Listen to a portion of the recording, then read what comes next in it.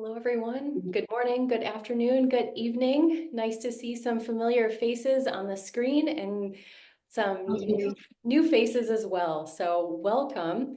We're really excited for everyone to join today. And I wanted to say thank you to Dr. Milind Jambagi, who has been doing an incredible job with the webinar series. And this is the second one that he has put together and has an outstanding lineup for us all. And I will turn this over to you, Dr. Milind, to introduce your speakers and the topics. Thank you, Tracy. So as Dr. Tracy was saying, this is our second webinar, which we call as the Traveling Around the Global PICUs, wherein we try to invite people from different parts of the world and invite them to present their experiences and share their experiences in managing different cases. And today's topic is about the pediatric neurocritical care. And we have a good lineup of speakers, mentors, and subject experts for today's webinar. So I would like to introduce the team from Sierra Leone first. So we have Dr. Nelly Bell, who is a pediatrician working in Sierra Leone. I would actually want Dr. Nelly to tell something briefly about herself and her team who's going to present the case today. Hello, good afternoon, everybody. I am Nelly Bell, Dr. Nelly Bell. I'm a pediatric consultant, head of departments for pediatrics at the Olajiri Children's Hospital in Sierra Leone tertiary, but currently hospital for pediatrics in Sierra Leone. With me is Professor Gabriel Popogwe, who's a professor in neurology, and also we have Dr. Suleiman Jallo, who is a senior resident in the Department of Pediatrics, the University of Sierra Leone Hospital Complex. And the presenter is Dr. Bowie, who is a junior resident in the Department of Pediatrics at the University of Sierra Leone Hospital Complex, Olajiri Children's Hospital. Thank you, Uber. Thank you, Dr. Nelly. So we have another team from India, which is from PGI Chandigarh. We have Dr. Arun Bansal, who is the Professor of Pediatrics and Pediatric Intensive Care at PGI Chandigarh in India.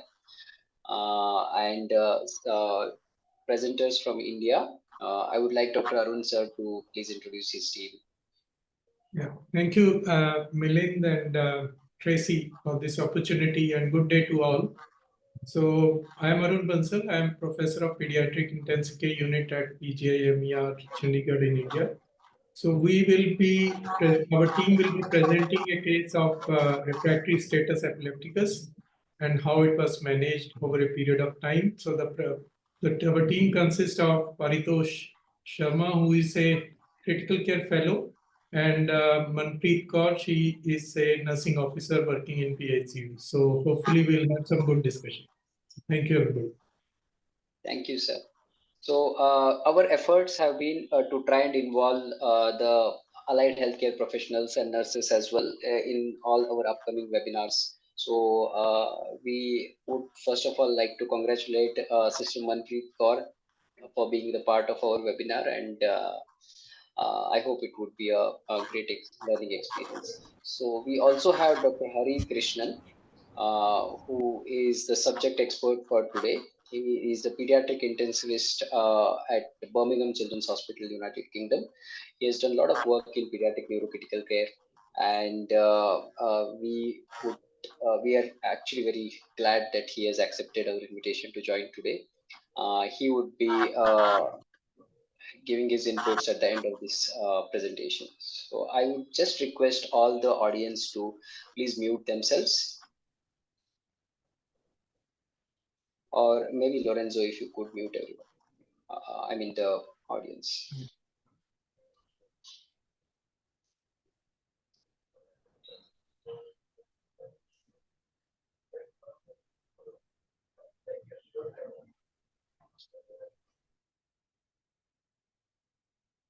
Yes.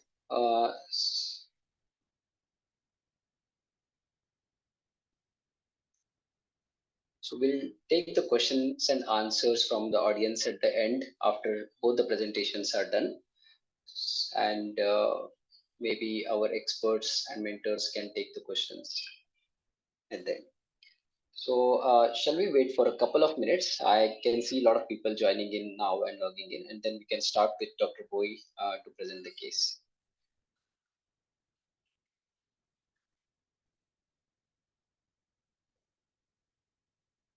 Dr. Boy, if you want to start sharing the screen till then, and then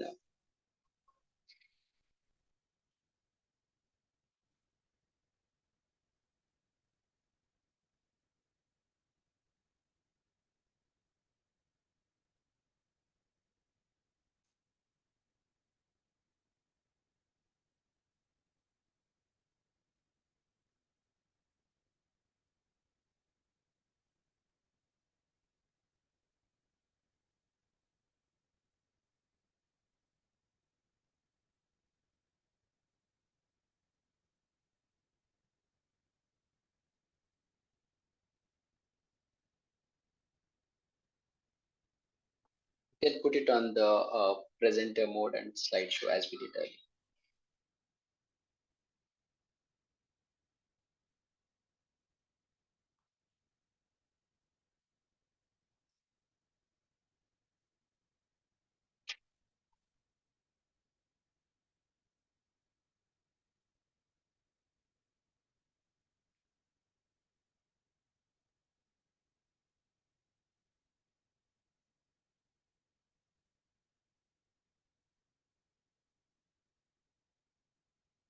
This on slideshow on your side. Not yet. I think you just have to click the little presenter icon on the bottom right there. Yes.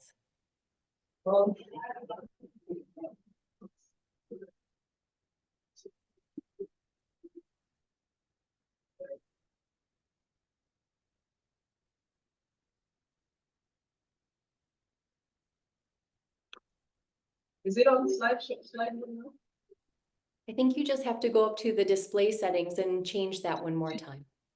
Okay, okay, gotcha. You good? Perfect.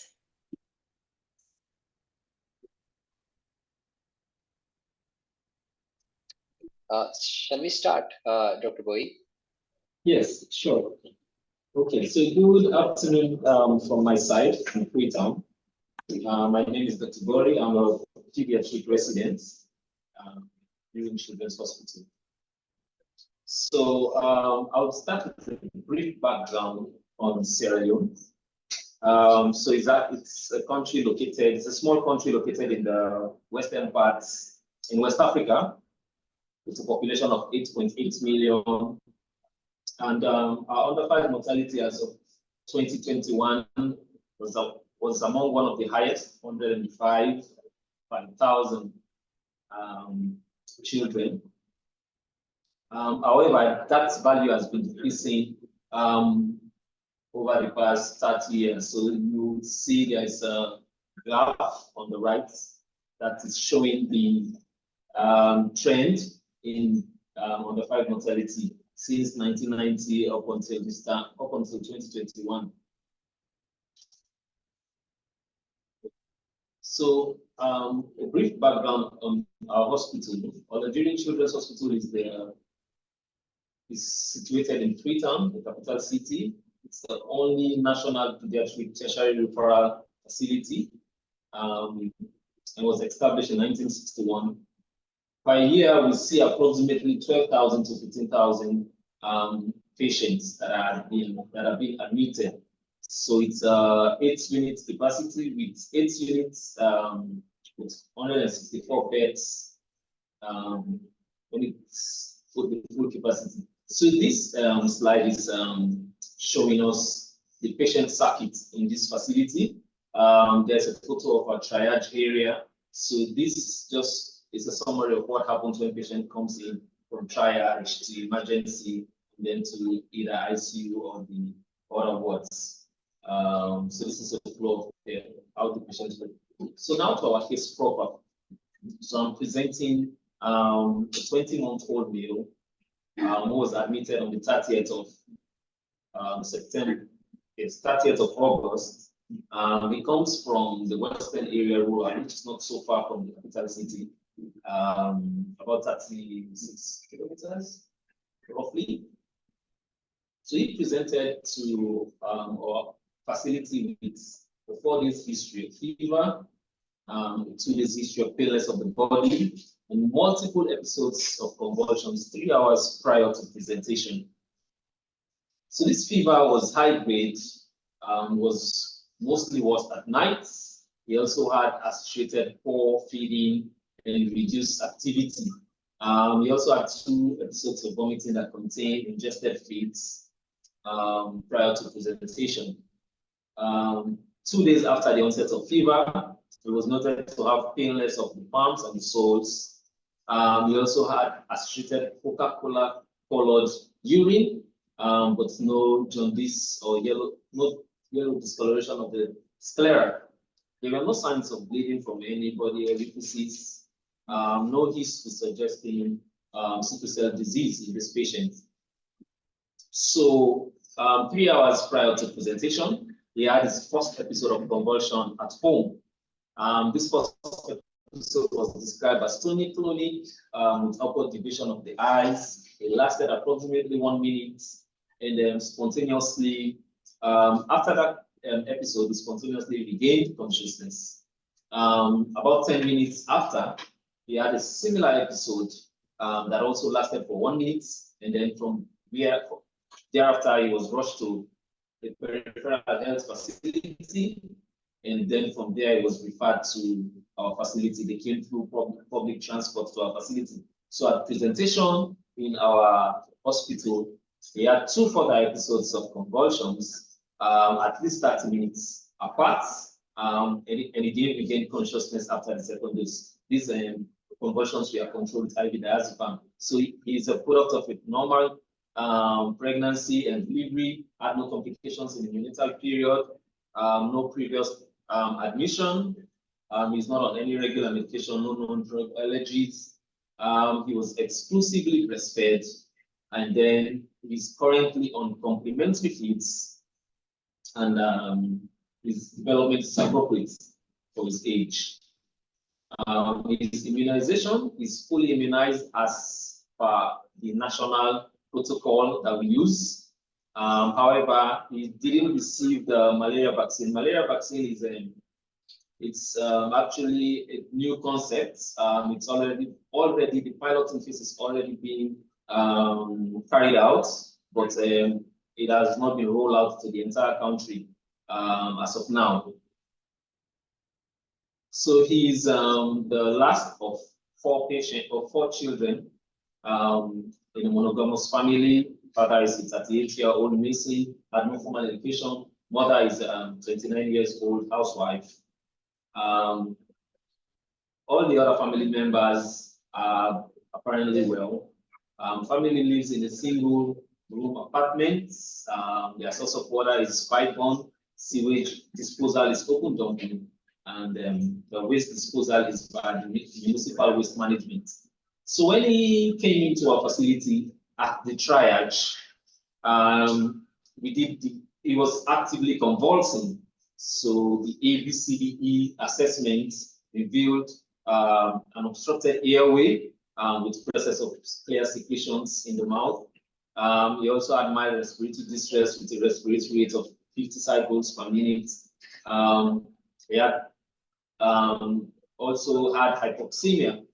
Oxygen saturation was 90% and had tachycardia, was noted to be pale and actively convulsing. So this slide, sorry, it's a bit crowded and probably not too clear, but this slide is do in our emergency. So what we do in our emergency is we adapt the PedsICU protocol in terms of initial assessment and management of patients in the emergency units. So with regards to this patient management, his airway and breathing. So as I mentioned, he had secretions that were cleared. via suctioning, his respiratory. So for the respiration, he had an SpO2 of 90%, so we had to commence him on intranasal oxygen at 2 liters per minute, with our targets for SpO2 being 94%. The central, for the circulation, the central and peripheral pulses were palpable, however, they were fast. Heart rate was 160 beats per minute. It was also noted to be severely pale. At the point of care, HB was done immediately. That was 3.1 grams per deciliter in the range of severe anemia. So in our facility at the moment, what we institute is the WHO management for severe anemia. So for patients who come in with severe anemia, so point of care test is we do blood check, do random blood sugar, do HB and malaria RDT, which we did for this patient, and it turned out positive that we would see very shortly, and then manage anemia if the HB is less than 6 grams per deciliter, we want or not, informs the volume of blood we transfuse these patients. So we had to increase so it was finally saturated at 95% on 4 liters per minute. You receive blood transfusion, 20 mL per kg of whole blood, and then we check the blood level after.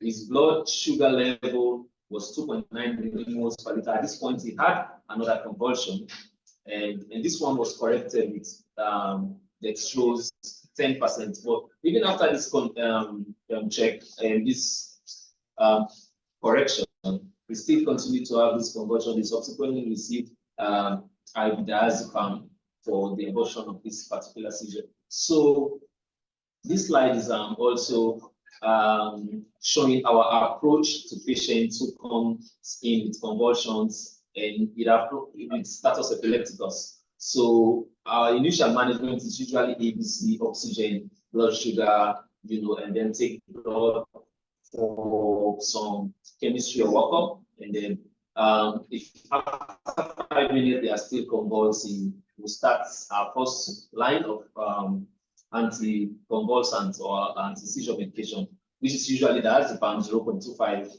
milligrams IV, or if we don't have IV line or IO line, we do 0.5 rectal diazepam. So if after 5 minutes they are still convulsing, we give the second dose of diazepam.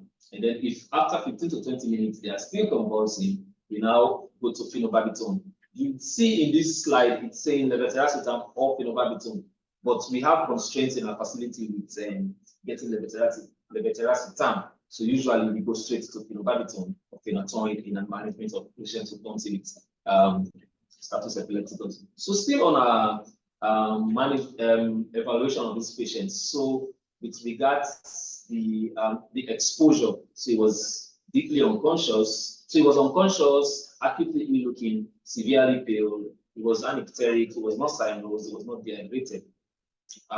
His anthropometry showed a weight of 9.3 kg, which was a bit low, mildly low for that age. However, his height was normal, and his weight for height Z4 was about normal, just -1 standard deviation. And his Mark 2 was, the upper arm circumference was normal. His abdomen was full, soft, smooth with respiration, had hepatosplenomegaly, liver of 8 centimeters, and spleen measuring 6 centimeters below the costal margin. Kidneys were not palatable. He was unconscious, equal and reactive to light. There were no cranial nerve palsy, no neck stiffness, so negative Kennex and Brodzinski signs. The tone were normal in the limbs, and deep tendon reflexes were also normal. Plantar response was plantar extension.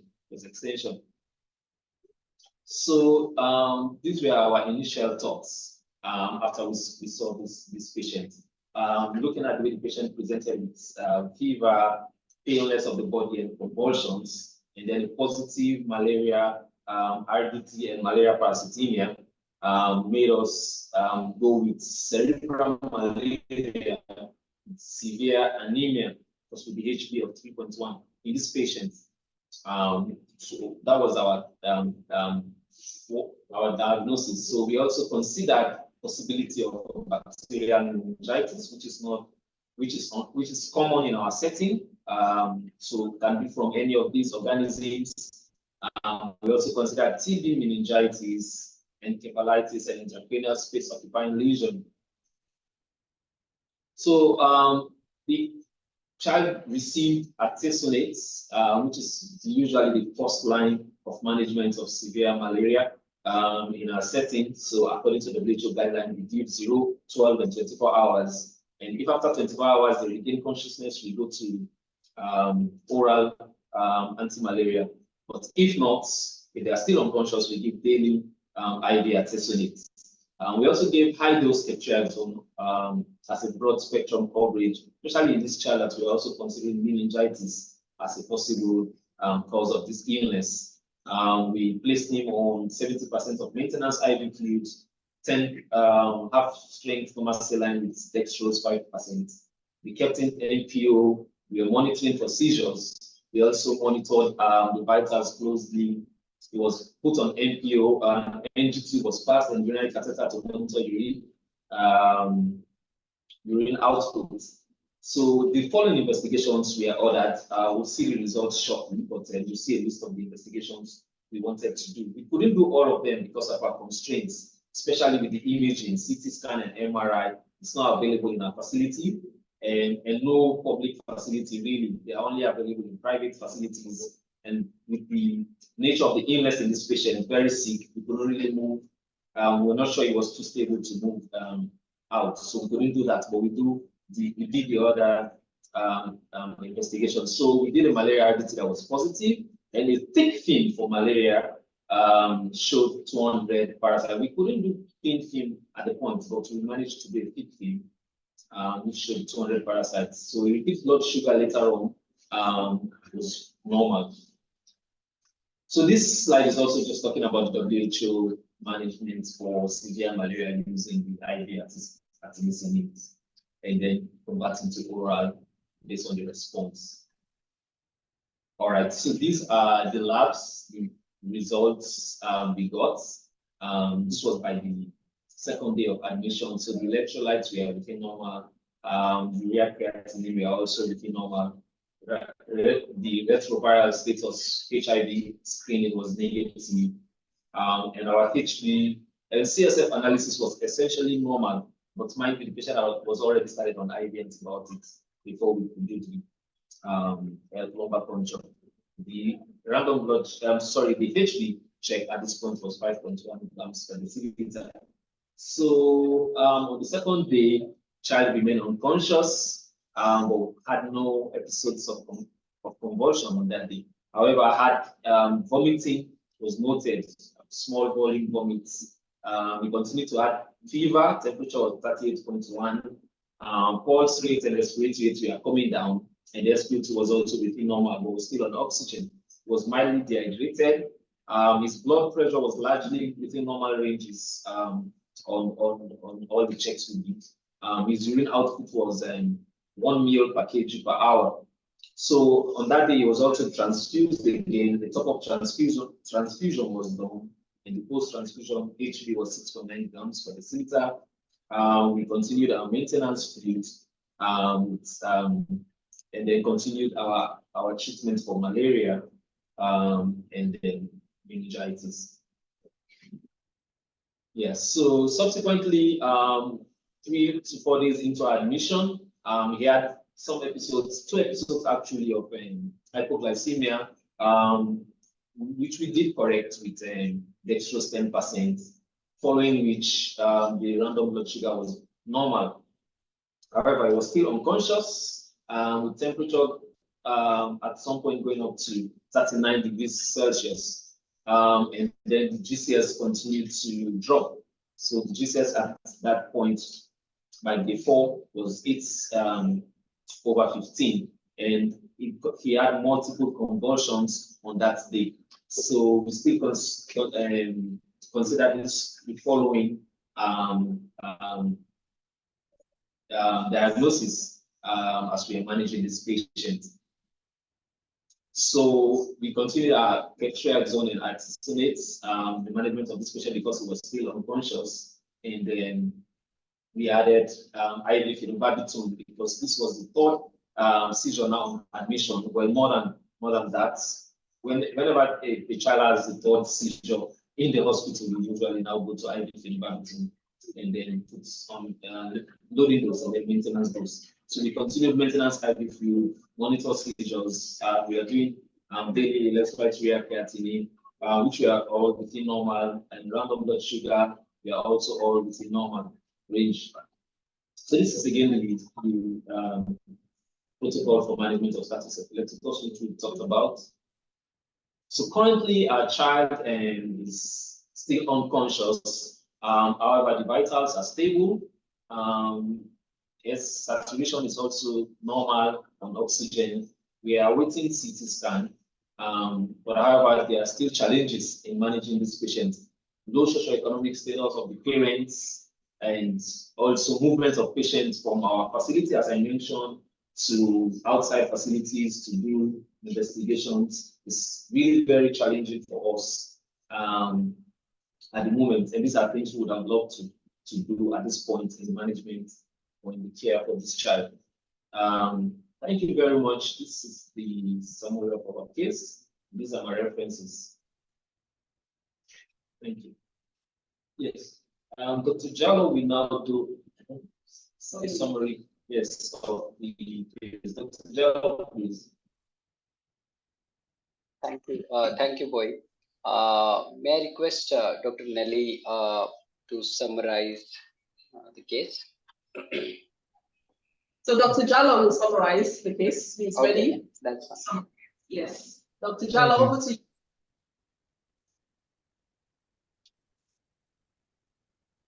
Hello. Yes. Hello. Can you hear me? Yes, Dr. Jallo.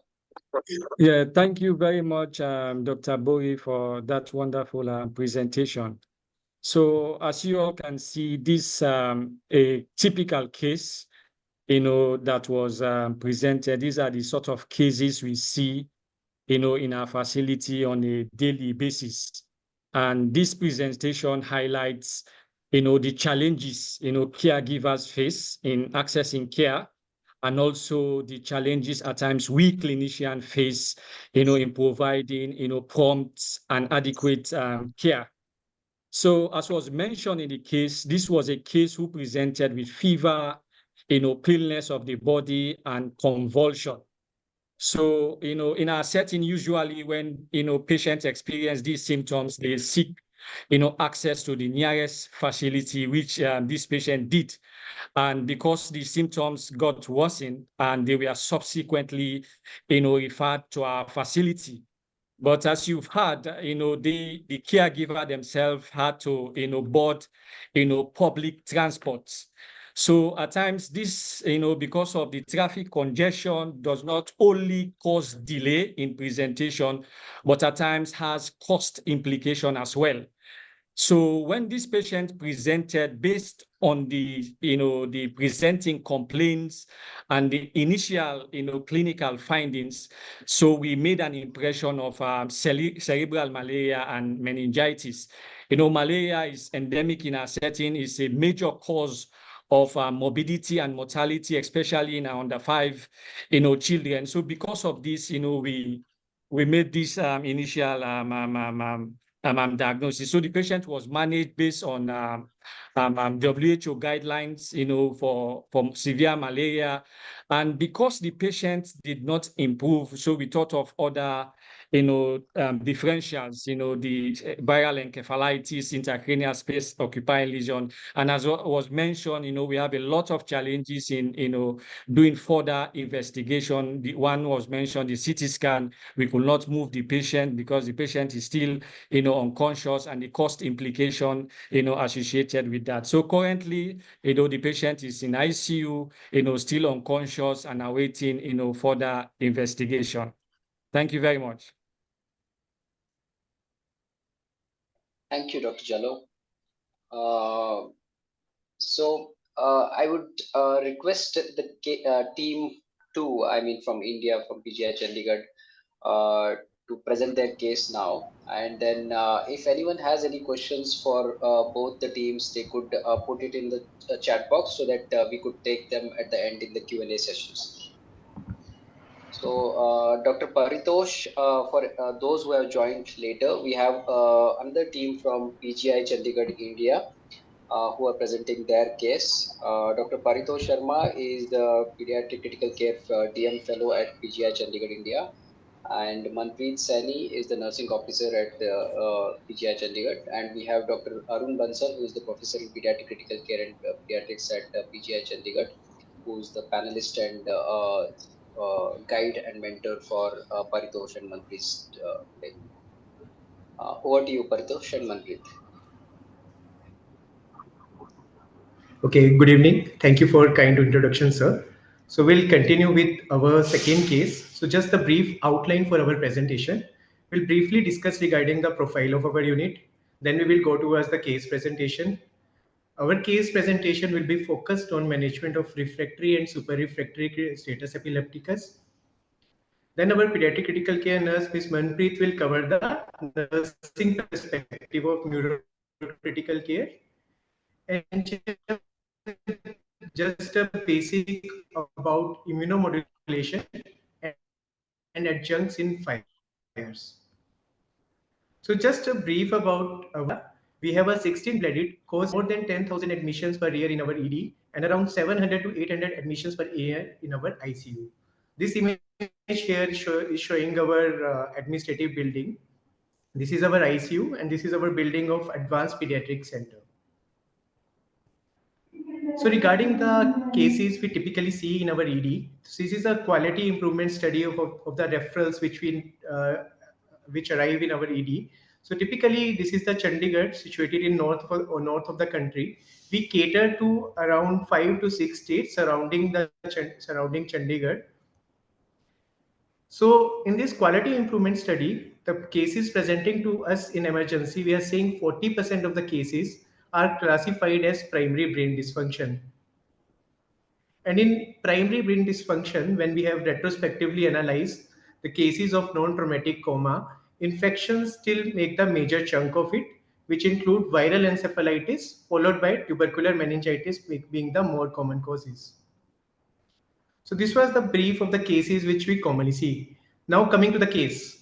So we have an adolescent boy who is a resident of North India. He came to ED on 6th of April, stayed there for 2 days, then admitted in our ICU and had a total ICU stay of 37 days. So he presented to us with complaints of fever since 3 days, which was intermittent, moderate in intensity, with no chills or rigors. It was associated with headache, which was mild to moderate in intensity, frontal, non-pulsatile, with no aggravating and relieving factors.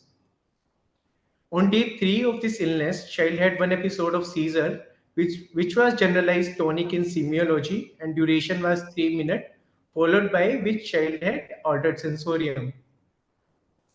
There is no history of trauma. There is no history of any systemic complaints.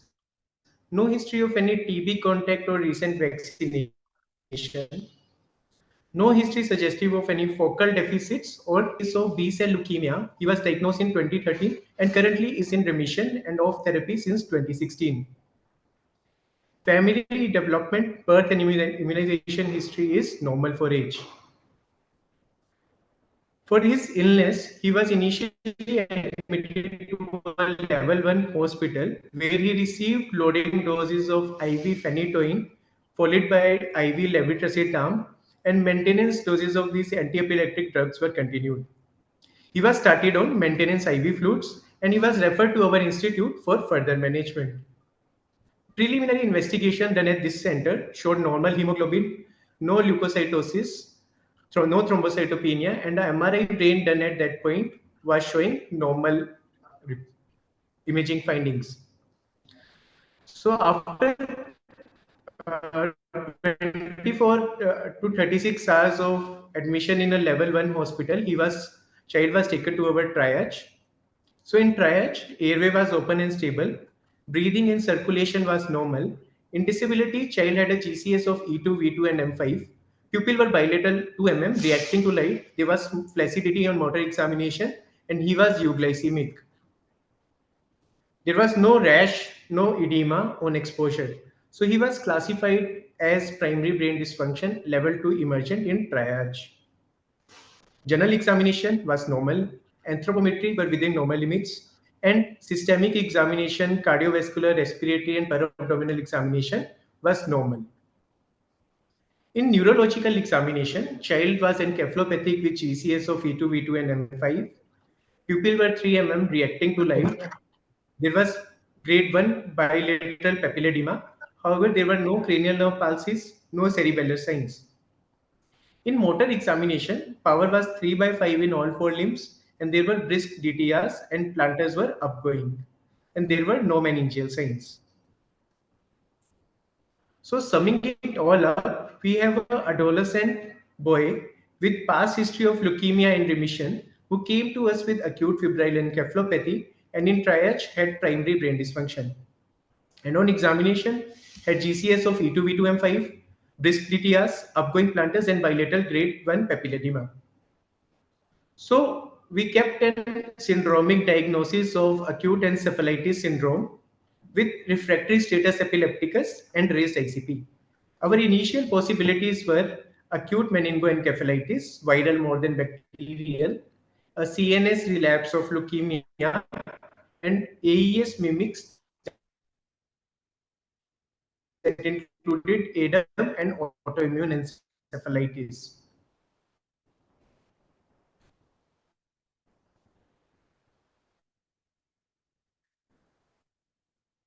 In ET,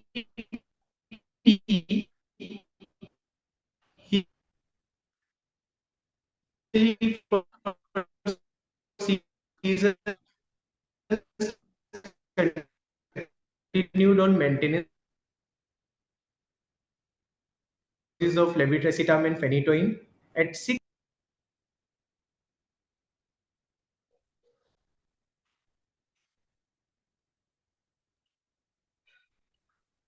Sorry, Paritosh? Maritosh, your screen got stopped share, so you need to reshare it again. And you are muted.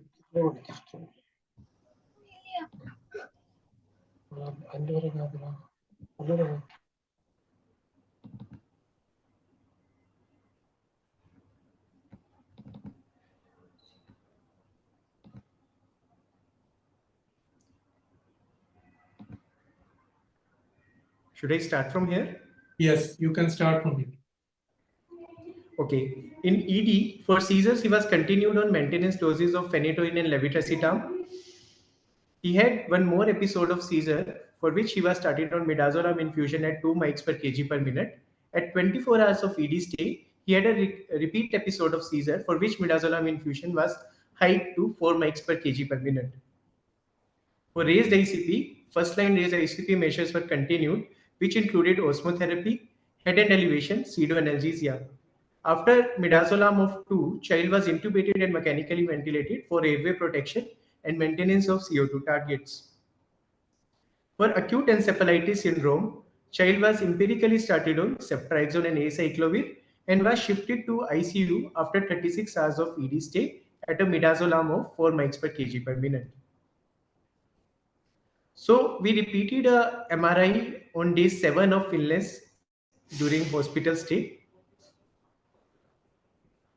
So the MRI pictures all T1, T2, we are showing this, this is a T1 image, T2 image and a flare image. MRI was essentially normal in this child. So now we have a child with acute febrile encephalopathy with refractory status epilepticus and raised ICP. Initial possibility kept were acute meningoencephalitis, ADEM, autoimmune encephalitis, and CNS relapse. For acute meningoencephalitis, LP was done and CSF was showing lymphocytic pleocytosis. Sugar and protein were normal. The CSF culture was sterile. HSV, PCR, and viral panel, including enterovirus, JE, adeno, and influenza, were negative. So acute meningoencephalitis was not considered as a possibility then. ADEM was also suspected based on lymphocytic pleocytosis. However, our MRI brain was normal and CSF antibodies, NMO and MOG antibodies were negative. So it was ruled out. Other possibility kept was autoimmune encephalitis. However, autoimmune panel came negative, so it was ruled out. There was a possibility of CNS relapse because this child was a leukemia survivor. So CSF malignant cytology was done, which was negative, and CMRI brain was done, which was normal. So this CNS relapse was also ruled out. So now we'll go to management of this refractory status epilepticus. So this child, what is the etiology of refractory status epilepticus? So we have an adolescent boy, and till now we have the investigations at our hand. We were not able to find a structural, toxic, or metabolic cause of refractory status epilepticus, and he never had a previous history of epilepsy. So he will fit into new onset refractory status epilepticus, and because he had a fever before the onset of this illness, we categorized him as FIRES, which is a subcategory of nodes. So now we will discuss regarding management of refractory status epilepticus in FIRE children. What is the role of raised ICP and supportive care management? Role of immunomodulation and need for multimodal neuromonitoring in these children. So I'll go ahead with management of refractory status epilepticus. So he came to ED with levetiracetam and phenytoin maintenance doses, and he was shifted to PICU with midazolam of 4 mics per kg per minute. And at 36 hours, lacosamide loading followed by maintenance doses were also added. At 40 hours of PICU stay, he had one more episode of seizure for which midazolam infusion had to be hiked up to 8 mics per kg per minute. For next 24 hours, child didn't have any episode of seizure and plan was to wean midazolam infusion. However, on weaning midazolam infusion, child had a flurry of seizures for which midazolam infusion had to hike up to 24 mics per kg per minute, on which clinical and EEG seizure control was achieved. Again, for next 48 hours, seizures were controlled, but on weaning midazolam, there was recurrence of seizures again, both clinical and electrical. So he was started on thiopentone coma with a loading dose of 5 mg per kg, and infusion started at 2 mg per kg per hour, which was hiked to 5 mg per kg per hour for electrical seizures control. So because this child had seizures on midazolam of 24 mics per kg per minute, he was labeled as super-refractory status epilepticus, and at the same time, multiple broad-spectrum anti-epileptic drugs including topiramate, perampanel, and valproate were also added. In maintenance doses were continued. So on day 7, child was continued on thiopentone coma. At this time, drug level were monitored for anti-epileptic drugs which were in therapeutic range. For next 48 hours, there was no recurrence of seizures. On day 10, thiopentone was weaned. However, on weaning of thiopentone, there was recurrence of seizure on day 12. So he was labeled as weaning failure and was started on ketamine infusion at 1 mg per kg per hour, which was gradually hiked to 5 mg per kg per hour for clinical and electrical seizure control. On ketamine of 5 mg per kg per hour, we achieved clinical and electrical seizure control, and on day 16, after 3 days of seizure-free period, ketamine weaning was started. And ketamine was stopped on day 22 of PICU stay, and he was continued on maintenance anti-epileptic drugs, which are written in this box. Apart from other anti-epileptic drugs, clobazam was also added at this point. So this is how super refractory status was managed in this child. I will come to 12-lead EEG. If you can see in this this EEG, we can see in the right side of the brain there are 1 to 2 hertz spike and wave pattern inter-epileptiform discharges, And the background activity is also abnormal. So there is seizure activity predominant in the right hemisphere.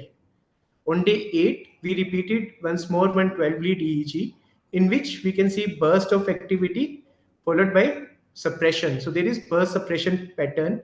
There is significant decrease in interictal discharges as compared to the previous EEG.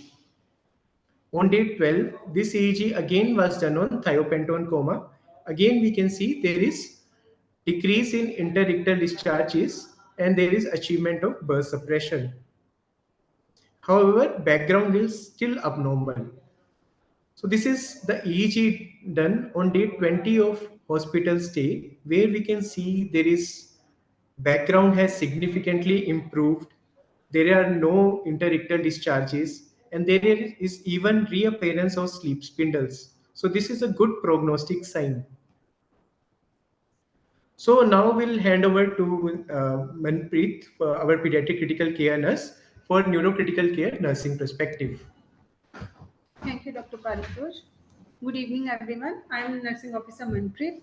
I'll be covering the neurocritical care aspect, mainly the nursing perspective I will cover. So the goals of nursing management of our index case were, first of all, monitoring of the patient, multi-para monitoring of the patient was done. We had to manage factors which were known to increase the ICP. We have to support the body systems, prevent secondary injuries to the brain, treat any underlying cause, and manage the raised ICP. So these were the goals of our nursing management. As our index case was a case of raised ICP, so the first tier management of raised ICP was started, and the head of the patient was elevated to 30 degrees, his head was kept at midline, and minimal stimulation was there. Cluster nursing was done, and it was done in a quiet environment. And always IV lignocaine 90 seconds prior was given to the patient in case of any painful procedure was done, and the ear was plugged and the eye patching of the patient was done, and the round the clock temperature control was done by giving injection paracetamol 6 hourly, and urinary catheterization was done, and the map of the patient was maintained up to 50th centile. And some physiological targets were there which were kept for the neuroprotection of the patient, and if these targets were not achieved, the patient could deteriorate, and we were all able to achieve these targets. The sodium was kept between 145 to 155 milliequivalent per liter, the HB from 7 to 10 gram per dl, glycemia was 110 to 150 milligram per dl, saturation was more than 92%, and we had maintained the euvolemia of the patient, and all these targets were achieved in our index case.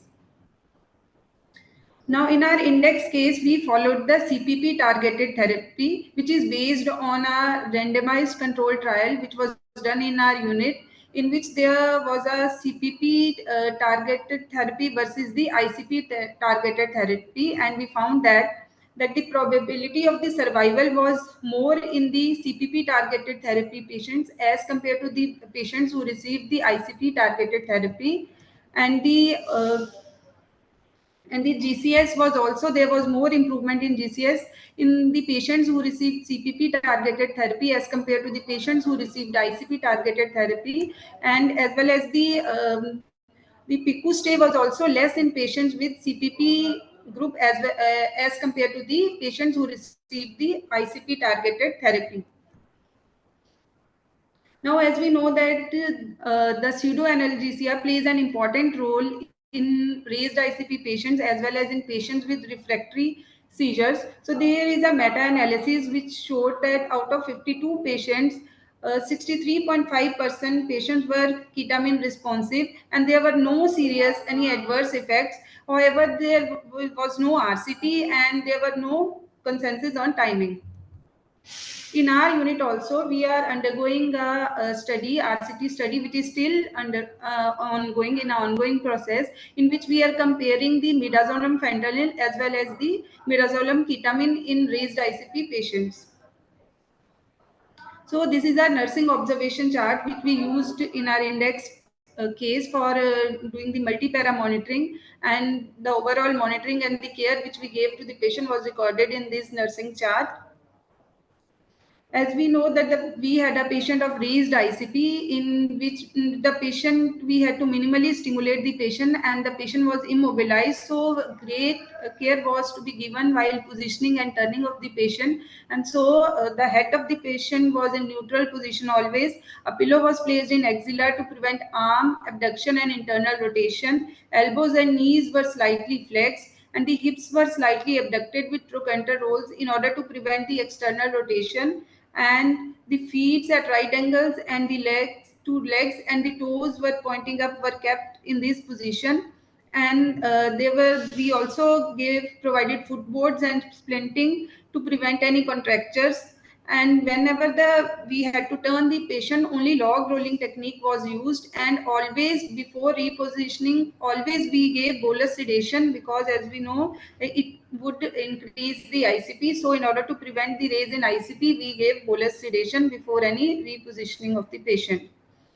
As we know that the hypothermia always increases the ICP, so we gave round the clock antipyretics in order to control the fever, and the core temperature monitoring of the patient was done.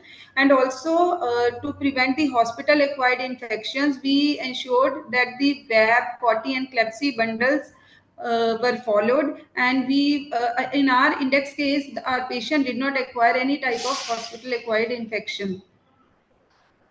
And also bladder and bowel care, which is a very important part which plays in a case of raised ICP patient, because as we know that constipation and urinary retention increases intra-abdominal pressure, which further raises the ICP. So it is very important we hourly monitored the urine output of the patient, and the urinary catheter care was given to the patient in order to prevent the UTI. Since the patient was immobilized, so the patient was on risk for impaired skin integrity. So in order to prevent any pressure ulcer to the patient, certain measures were taken, like air mattress was given to the patient, various comfort devices were given. And in our patient, we did not got any bed sore. The patient did not receive any bed sore. So we were able to prevent any type of bed sore in our patient. Then eye care and oral care is also very important. Our child was the index case was a comatose child. So eye care was very important in order to reduce corneal drying, abrasions and exposure keratitis. We instilled methyl cellulose eye drops every 2 hourly, and the taping of the eyelids was done. And equally, oral care was also important, which prevents the bacterial colonization, dental plaques, and increased risk of infection. So for oral care, we gave chlorhexidine mouth rinse every 4 to 6 hourly in our patient. And at last but not the least, counseling of the parents is very important. Always a nursing officer along with the senior resident counsels the parents, and the counseling is always done in a private place without any disturbance, and all the risks and all the benefits of various interventions or procedures which are done on the patient are explained to the parents, and the psychological support to the family is given, and all their queries are answered. Now I'll hand over to Dr. Paritosh for the management of rest of the case. Thank you. Now we will go on to the neuro monitoring, immunomodulation, and adjuncts. So this was a critically ill child with super refractory status epilepticus and raised ICP. So he had a multi-parameter monitor. So multimodal neuro monitoring was done in form of a invasive BP monitoring, ETCO2. He had a bedside EEG. In this bedside EEG also we can see at this point, we achieved a burst suppression ratio of 82%. Daily optic nerve sheet diameters were done and to monitor the trend of raised ICP. 12 lead EEGs were also done, neuroimaging, and patient speech rate index was monitored. Regarding immunomodulation, once we got to a diagnosis of fires, early aggressive immunomodulation is the key therapy that we have to provide. So on day 2, whenever CSF malignant cells were negative and we were less likely thinking about a CNS relapse, child was started on pulse methylprednisolone at 30 mg per kg for 5 days. On day 6 of hospital stay, a CSF was done which was showing IL-6 of 5000 picogram per ml. Just a reference, normal value is less than 5. So this CSF IL-6 was significantly elevated, for which targeted therapy in form of tocilizumab was given as 8 mg per kg per dose. Single dose was given, and after 8 days, again CSF was repeated. IL-6 has significantly decreased to 115. However, it was still high, so a repeat tocilizumab dose was given at 8 mg per kg per dose. Equally important in a case of fires with superrefractory status epilepticus is ketogenic diet. So there was a early initiation of ketogenic diet could not be done because of ileus, which could have been thiopentone related. However, it was established on day 12 of ICU stay. He was initially started on 3:1 ketogenic diet, that is fat to carb ratio, which was increased to 4:1. It was titrated based on urine ketones. Complications including electrolyte abnormalities, hypoglycemia, and hypertriglyceridemia were monitored, and carnitine supplementation was done. Magnesium infusion is a part of neuroprotection and adjunct of superrefractory status epilepticus was used, and serum values were managed more than 2.5 milliequivalents per liter during PICU stay. So just summarizing the PICU status epilepticus and raised ICP was managed. A child also had warm shock for which norepi at 0.1 was started, and immunomodulation and mechanical ventilation he was on normal lung ventilation only. On day 21, he was extubated to NIV support, and on day 25, NIV was also removed and he was on room air and shifted to ward. So the final status of the child, he was shifted from ICU on 13th of May, admitted on 8th of May and shifted to 13th of May with a total stay of 37 days. His GCS at discharge was E3, V3 and M5, and he was continued on anti-epileptic drugs and ketogenic diet. So this is the current status of the child. We are very happy to report this.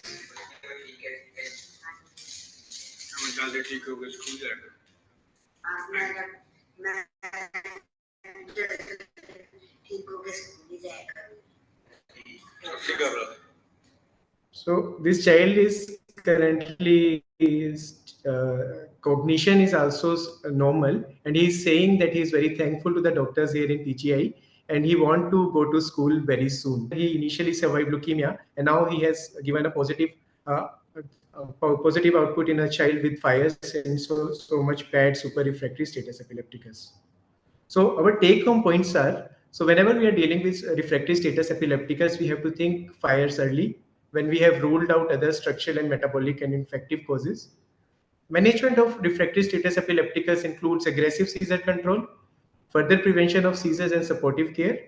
If we are thinking fires, early immunomodulation is the key, and early initiation of ketogenic diet is a great adjunct in children with fires. Thank you.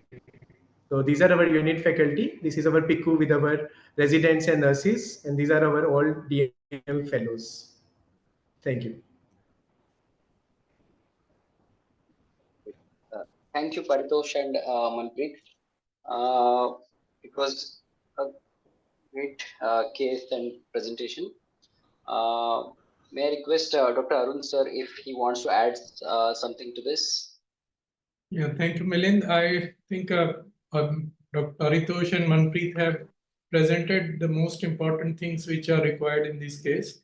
The only thing is that I would like to again stress that new onset refractory status and fires is basically a syndromic diagnosis, but can be very catastrophic if not treated early. So the immunomodulation or the therapy for fires should usually be starting within first 72 hours after you have ruled out your initial important etiological causes. And the other thing is that fires can be almost half the cases you don't get any diagnosis, which is cryptogenic, and those have a very poor outcome. In this case, we don't have any diagnosis, but fortunately our outcome in this case has been good. So thank you so much. Thank you, sir. So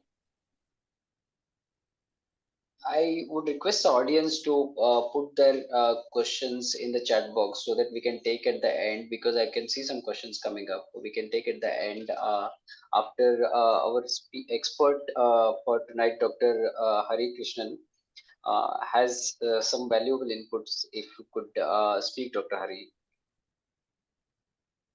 So, Dr. Thank you. Hari, for those Thank you, who Milan. joined late, sorry to break. So, Dr. Hari is the pediatric intensivist and pediatric neurointensivist at Birmingham Children's Hospital, UK, and he has been doing a lot of research in neurointensive care, pediatric neurointensive care. And I was fortunate to work with him and closely work with him in the UK, and so he's going to speak and give his inputs about both the cases presented tonight. Thank you, Hari. Thank you, Milan. Thank you, Milan and Tracy. How long have I got? Have I got 5-10 minutes, or? Yes, please. Yes. Because I could then customize depending on what people want. I'm just going to share a slideshow. I'm going to rapidly skip many of those and then just hone in on maybe the just couple of slides which might offer some additional value to what the teams have presented. May I first congratulate both the teams, Sierra Leone team as well as the PGIMA team. What an excellent job you've done in describing the patients and the methodical way of approaching the patients. The PGI team have run through essentially the entire status epilepticus presentation that I had made in this slide set. They have shown that that is what they had done, especially. So that's why I say I could just run through it very quickly. We'll skip a lot of these slides and just get to where this evidence is coming from and so on. So without much further ado, I'm going to just carry on. Let me just see if it works. Okay. So cerebral malaria, which the Sierra Leone team presented, I don't have any expertise or credibility to talk about it because I currently work in Birmingham, UK, and I've been there for longer than 20 years now. So I've not seen any patients and therefore I cannot speak. But the one thing I'll say is I have an interest in transcranial Doppler, and every time I see patients with something that relates to a transcranial Doppler paper that I know has had some added insights, I want to share something about it. And I know that transcranial Doppler is actually relatively easy to do, and ultrasound is becoming cheaper and is becoming more available in any not just limited to high resource setting, and therefore many people may be able to do. And I wanted to share this great work that Nicole O'Brien has done, which is summarizing various different types of presentations of blood flow waveforms in patients with cerebral malaria. And here she's highlighted 4 or 5 different patterns of middle cerebral artery as well as posterior circulation. The last image, F, is a posterior circulation here.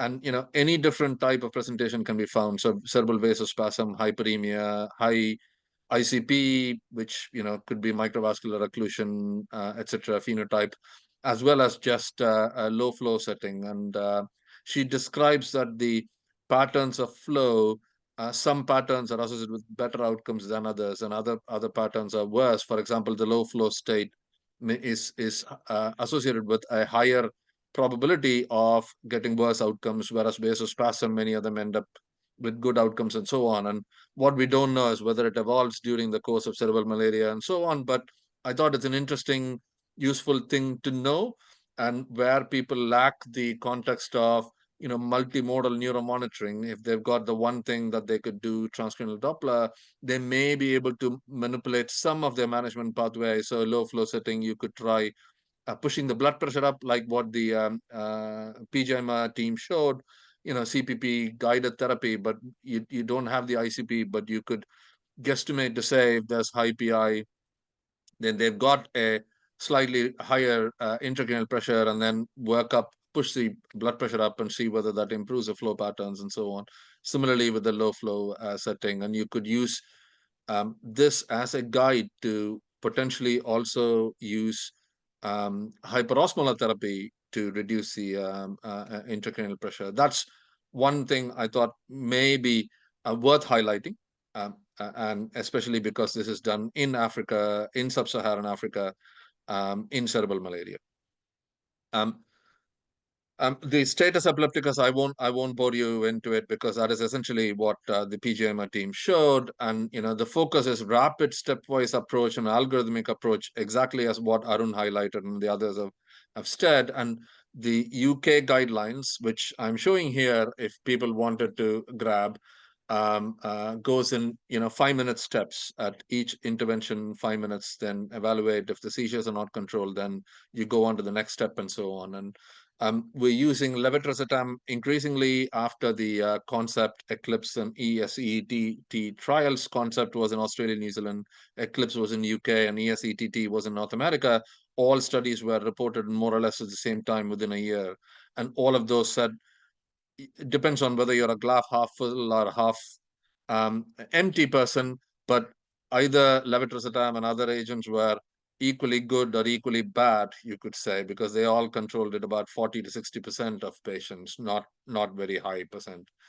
But anticipate if they're failing levetiracetam, while you're giving it, while you're watching for the next 10 minutes in this case, because it takes about 5 minutes to give the levetiracetam, and then you monitor for 5 minutes to see what happens.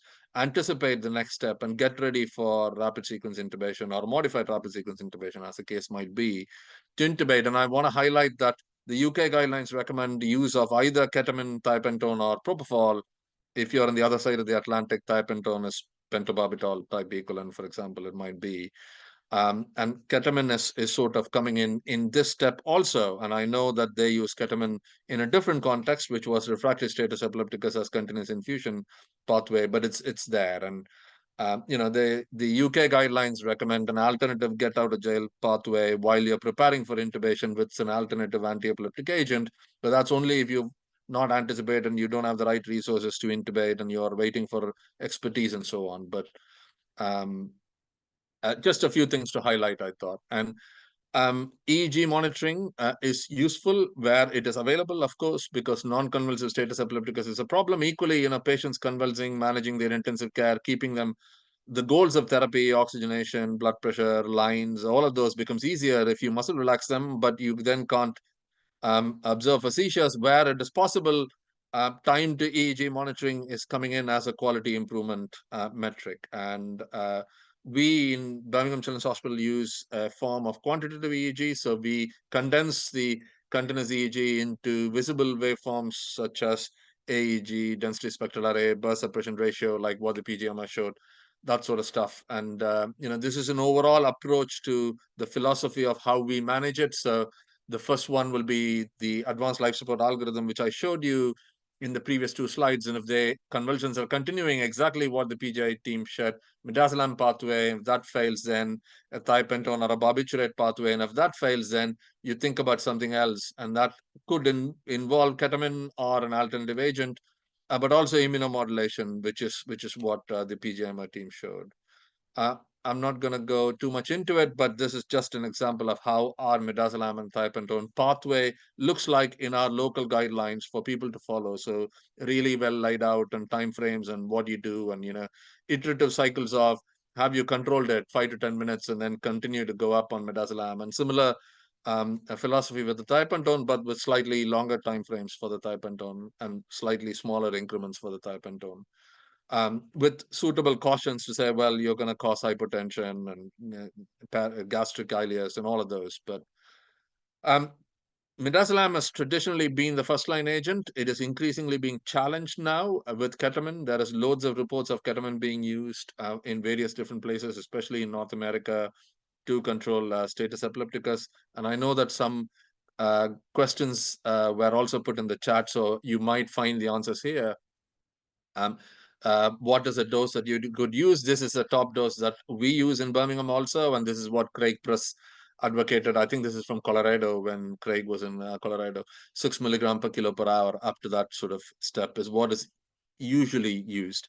I want to highlight to say that while ketamine is increasingly being used, there's no trials to compare one versus the other. And the PISA group did some trials and did some feasibility assessment and showed that actually running a trial is going to be very difficult because the numbers dwindle down into, you want to go down to midazolam failure if you want to use an alternative second line agent, or if you want to go early, then you'll probably capture a few more patients, but the numbers are small. You'll need multi-center international study to compare and run these RCTs.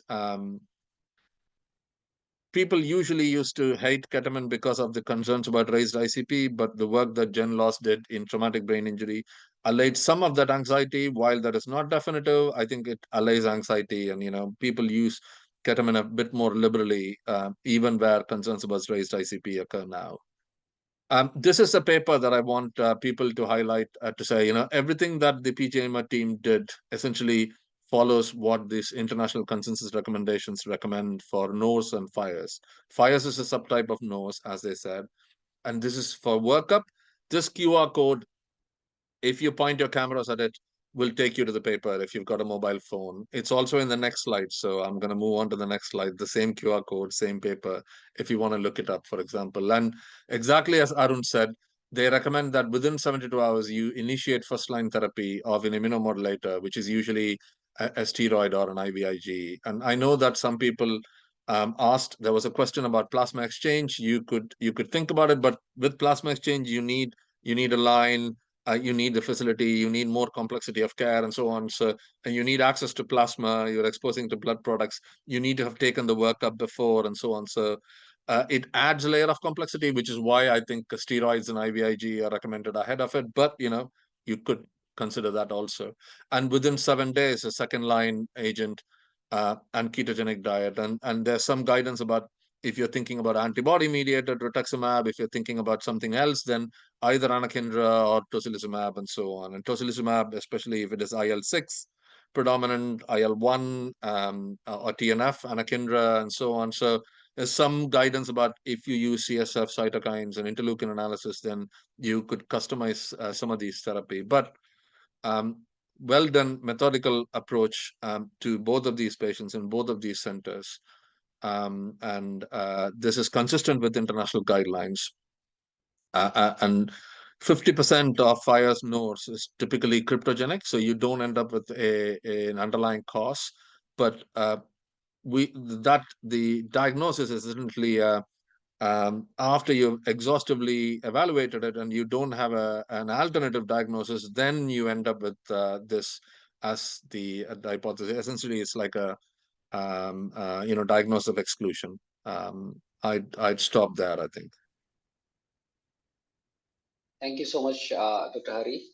That was quite comprehensive, and we could learn a lot of things from both the teams. And as Hari rightly said, both the teams have done a wonderful job in presenting their cases and what they have managed.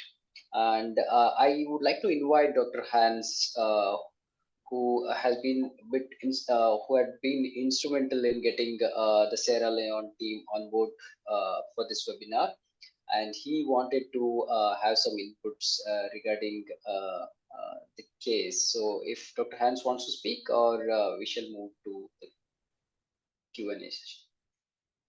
So Dr. Hans is using login ID, sorry, so it says Milind. Yeah, so I'm called Milind today. So I won't take much time. So thanks a lot to both teams and to the Sierra Leone team and the Indian team. Maybe I will give a few comments following what just Hari said to the cerebral malaria presentation. So linked to the transcranial Doppler studies, there is also work from Malawi on malarial retinopathy and diffuse brain swelling. I can put some of the references in the chat. And then important what the team in Sierra Leone highlighted, they treat a lot of these children. And I think they are doing an amazing job in giving treatment to a large number of children. And in this context, some elements linked to the current WHO guidelines are probably important. One element would be the fluid management. So following the FEAST study, we know we should be careful in giving fluids to children with hemodynamic instability, especially in severe anemia. So the team in Sierra Leone, they only gave maintenance fluids while rapidly organizing a blood transfusion. There was a question in the chat, why whole blood and not red packed blood cells? I think in this case, it was a question of availability, but I let the Sierra Leone team answer that question. The current WHO guidelines suggest a HB target of 6 in the critically ill patient. That may be okay for some, but not for all. So the question could be, should that be reviewed in the future? I think that's an important question. And then the status epilepticus algorithm, benzodiazepines as first-line anti-seizure medication, but then the second line, the levetiracetam, may be especially of great benefit in low-resource contexts to use a drug which doesn't cause respiratory depression and has more cardiovascular stability as as phenobarbital, for example, as second line. The problem is its availability in low-resource contexts, and it may not yet be on the WHO list of essential medication. So there's an advocacy issue here. The role of ketamine may be interesting to review in low-resource contexts, especially if the seizure doesn't stop after second-line anti-seizure medication, either in a scenario where we can intubate and ventilate, or where we cannot intubate and ventilate. So these quickly just some clinical aspects to consider. Thank you. Thank you, Dr. Hans. So, Dr. Hans, just to give a brief bio about Dr. Hans, he is a pediatric intensive care specialist, currently working with sub-Saharan countries, and he has done his pediatric intensive care training in the UK and initial medical training from Berlin, and then he has been working on a lot of projects and he's participated in international Ebola virus response in Congo, in Guinea, Uganda, and he has been on board with the WHO technical working groups on high consequence infectious diseases and emergency medical team standards in epidemic responses. So it's great to have him here. So I would like to take quick questions if our experts want to answer. And so there's one question which Dr. Arun sir has answered already, I think. Yeah, so Dr. Ahmed is asking, would you have considered plasmapheresis before immunomodulation?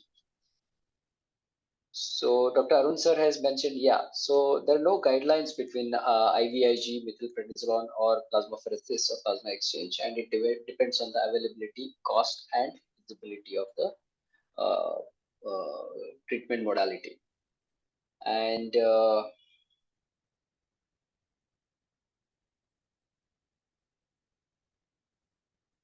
so is there a preference or difference between tocilizumab or anakinra in FIRES? So yes, so Dr. Arun sir has mentioned that anakinra, yeah, anakinra is an IL-1 antagonist and tocilizumab is IL-6 antagonist. And we should measure the levels of both IL-1 and IL-6 in the CSF and decide accordingly. So I'll try to take the questions which have been unanswered. So Shweta is asking, is there an evidence of using lignocaine before painful procedures in such children with raised ICP? So Arun sir or Dr. Hari, anyone? Yeah, see, purpose is that we have to, any procedure, we should not cause pain. So like you can use any analgesic. So either you can use a lignocaine or any other analgesic agent as a bolus prior to the procedure. So lignocaine is fast acting, so it is very good drug to use. And but there is no head-to-head trials between various analgesics that this is better. Yeah. So yes, there There is is one definitely question. some evidence for it. I think there are multiple trials that have happened, a few that support, a few that show not that much of difference with the lignocaine and so on. I think people that are able to use it and are able to get the response are best placed to comment about it. We don't routinely use it, but we would use sedation bolus. And there are places which would not use sedation bolus for fear of causing hypotension. And that is where context matters when somebody is saying. So in our context, what we would do is we would have put central line in, we would have started them on NORAD infusion, and we would have told the bedside nurse, that's your blood pressure target. If it drops, turn the NORAD up a little bit, and given them parameters to say, well, don't go above that NORAD. If you do, tell me if you're going above that. So within safe limits, we are able to maintain the blood pressure, if you see what I mean, even with topping above sedation. So I think there's a context in where you're using what drug, and it's about using it safely. So there's also one question regarding use of magnesium sulfate in superrefractory status epilepticus. Again, it's a neuroprotective drug, so we just want to have some silence of the this excitatory nerves. So it keeps it helps you in that. It stabilizes the membrane potential of the nerves. So this is what we want to do by achieving the magnesium levels more than 2.5. So that is what we target, and that's the physiology behind using this drug. Yes. So Dr. Krishnamurthy is asking, why not propofol? See, propofol can be used as a sedative drug, can be used in these cases. So this is one of the study which we are already going on. So let's see what comes out of it. And Dr. Shweta again, for Dr. all Hari those wants to speak on propofol. Yeah, I mean, propofol is an excellent anti-epileptic drug, without a doubt. Without a doubt, it is an excellent anti-epileptic drug. The problem is that once you've seen patients die of propofol infusion syndrome, then you become very hesitant in using propofol infusions. So propofol boluses, no problem at all. As in, so long as you can manage the blood pressure and, they're hemodynamically stable, that is. Again, context matters. But for using propofol infusion, if you are forced to use propofol infusion, then you need to have a protocol and you need to have maximum dose ranges. For example, try and keep it to 2 or 3 milligram per kilo per hour. Don't exceed 4 milligram per kilo per hour. Try and keep it to as low a time as possible, and so on. And use monitoring modalities, and in good ICU type monitoring facilities with periodic CKs, ECG, and so on. So if you're able to give all of that, then I suspect in that context, propofol is fine for an infusion. Thanks, Hari and Dr. Arun sir. I could see some hands being raised. Yes, Dr. Ramesh Bhatt wants to ask something. Is he still there, Dr. Ramesh?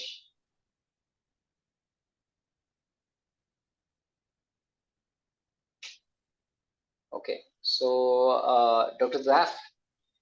So hi Zaf, nice seeing you after a long time. So Dr. Zaf has been very instrumental in kickstarting this traveling around the global PICU webinar about 3 years ago. He's the one who initiated these webinars all over, and he has done a fabulous job in the last couple of years. And thanks for joining, Zaf. Thanks, Milind, an amazing presentation from both the team in Africa and India.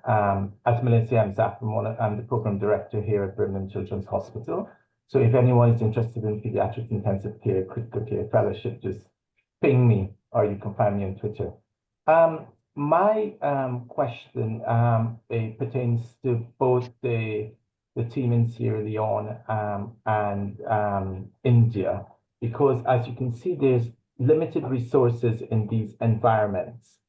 Hari just spoke about, so Harry's my colleague, we work together, about central lines and inotropes and all of those fancy things that we have here. I want to know from the team in Sierra Leone, how do they manage their patients and still have good outcomes with such limited resources, especially when you think about neuroprotection in these patients? And if they can share that with the highly resourced environment where sometimes I think we actually overdo and cause more problems. Dr. Nelly and team, are you there?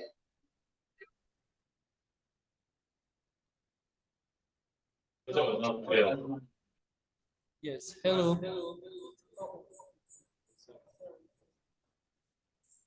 Yes, hello. Thank you for the.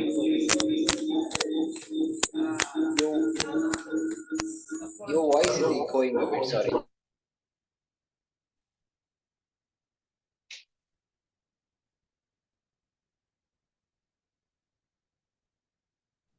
Hello.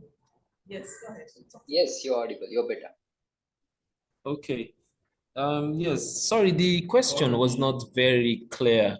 Can you come again, please? So, Dr. Graf, you want to ask the question again? Sorry. Sorry. I was just saying to the team in Sierra Leone, and Hans probably can, because Hans got such a wide wealth of experience across sub-Saharan Africa, is that in the high resource settings, we have a lot of abilities to monitor, to put lines, use inotropes, to manage similar patients that you may see. I mean, patients with cerebral malaria, when I worked in the Caribbean, they can be extremely ill. So what I was wondering is if you can share how you manage and monitor these patients to have a relatively good outcome without having those high resources that we can learn from you as well.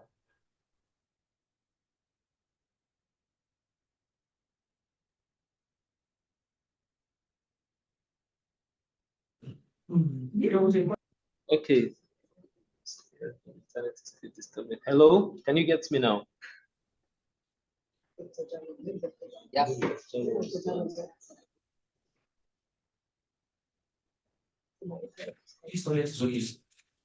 When I flush, the sheet almost. That day was very good. Hello. Yes. So, with regards management of cerebral malaria in our setting, largely what we do is we follow. We still have challenges with cerebral with malaria generally, but of course there are protocols that are followed. You know, luckily we have WHO protocols that we use in the management of our patients.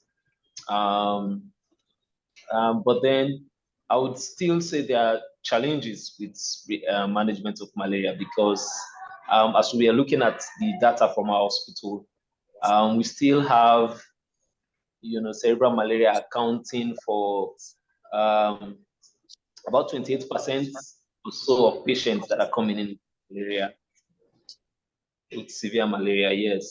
Yes, and about 50% of them, you know, actually either die or recover with, you know, sequelae. So it's still really challenging for us. But yes, we use WHO protocol and manage, you know, our little resources that we have to at least give our patients our best. So at the moment, there's only one pediatric referral hospital, but another one is just, you know, being set up now.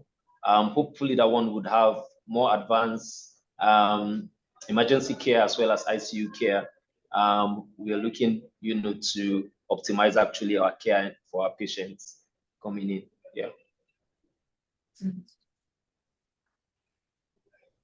Thanks, Dr. Boy. Dr. Hans, do you want to add something? Hello. Yeah. Yeah, maybe please. if I can. Please. I leave the Sierra Leone team, please. Please, Dr. Jello.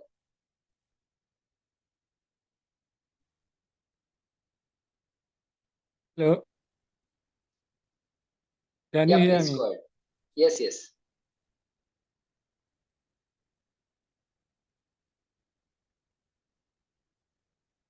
Yeah, maybe just to add to what Dr. Bori just said. So in our setting, we really rely on our, you know, clinical, you know, assessments, which most of the time we we apply in most cases, and also because of the proper monitoring of our patients. So despite the diagnostic challenges that we have, we usually make proper use of our clinical skills, then ensure we monitor progress of the patients. So I think let me just use this opportunity to answer one of the questions that was raised, that somebody asked, in the absence of the CT scan, how did we rule out cerebral venous thrombosis? So actually this was something we thought of, as I said earlier on. We rely on our clinical acumen. So these patients had no visual symptoms, and there were no focal neurological deficits, because we excluded raised intracranial pressure before we did the CT scan. So in the absence of this, it's very unlikely that these patients will have had cerebral venous thrombosis. So that's why it was not part of our differentials. So yes, thank you so much. Thank you so much, Dr. Cello.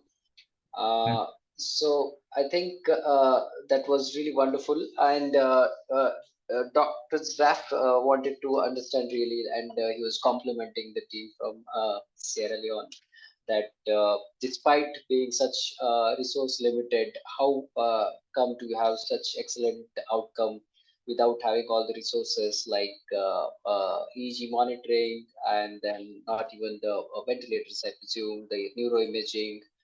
And it's really commendable that you people are saving a lot of children like this without such resources. So that's great. So I would like to thank all our panelists, Dr. Arun Bansal sir, Dr. Nelly Bell, Dr. Suleiman Jallo, Dr. Boy from Sierra Leone, Dr. Hans, who has been very kind and instrumental to bring people from Sierra Leone for this webinar. Dr. Arun sir, Dr. Paritosh and Manpreet from Chandigarh for accepting our invitation to be a part of this webinar. And obviously Dr. Hari Krishnan, who has kindly agreed to be an expert for today's webinar. I would like to thank all of you once again to be a part of the webinar, and we would try and host the next upcoming webinar in the next quarter.